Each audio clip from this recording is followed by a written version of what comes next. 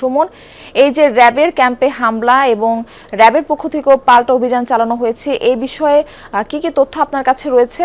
RAB কি বলছেন, কতজনকে আটক করা হলো, সব মিলে বিস্তারিত জানাবেন। মারফি, অভিযান কিন্তু এখনো পর্যন্ত চলছে।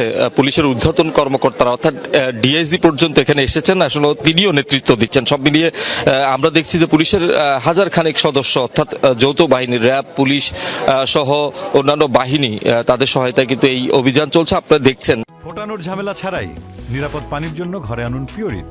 কল করুন 16627। যে আমি আলীনগর প্রাথমিক ও উচ্চ বিদ্যালয়ে রয়েছি, এটি আসলে মূলত র্যাব বা যৌথ বাহিনী তাদের যে নিয়ন্ত্রণ নেওয়ার পর জঙ্গল সলিমপুরে তারা আসলে এই ক্যাম্পটি স্থাপন করেছিলেন এবং এই ক্যাম্পটির সাথে সাথে আরও একটি ক্যাম্প নতুন করে স্থাপন করা হয়েছে এবং গতকাল রাতে কিন্তু এই দুটি ক্যাম্প লক্ষ্য করে সন্ত্রাসীরা গুলি ছোড়ে এবং পাল্টা প্রতিরোধ এখানকার যারা সদস্যরা ছিলেন তারা আসলে করেন।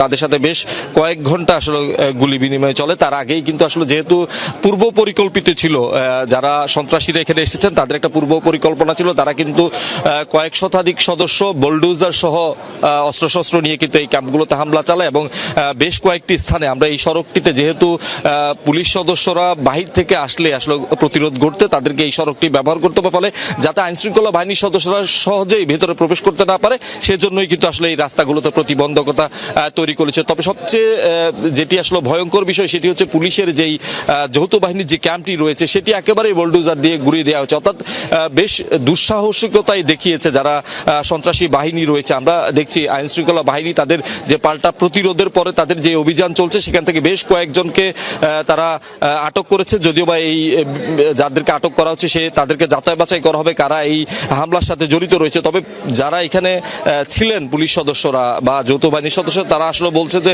ভারী অস্ত্রশস্ত্র নিয়ে তাদের উপর হামলা চালিয়েছে। তারা বিভিন্ন ধরনের স্লোগান দিয়েই পুলিশ সদস্যদের উপর হামলা চালান এবং এখানকার যে ক্যাম্প সেই ক্যাম্পগুলো একেবারেই গুড়িয়ে দেওয়া হয় এবং এর আগেও কিন্তু আমরা দেখেছি যে জঙ্গল সলিমপুরের নিয়ন্ত্রণ নিতে কিন্তু যৌথ বাহিনী অভিযান চালিয়েছিল এবং বলা হয় এই জঙ্গল সলিমপুর হচ্ছে দেশের ভিতর আরেকটি দেশ। এখানে আসলে সন্ত্রাসীদের নিয়ম চলে, প্রচলিত কোনো যে আইন সেটি আসলে এখানকার যারা সন্ত্রাসী বাহিনী রয়েছেন তারা তোয়াক্কা করে না।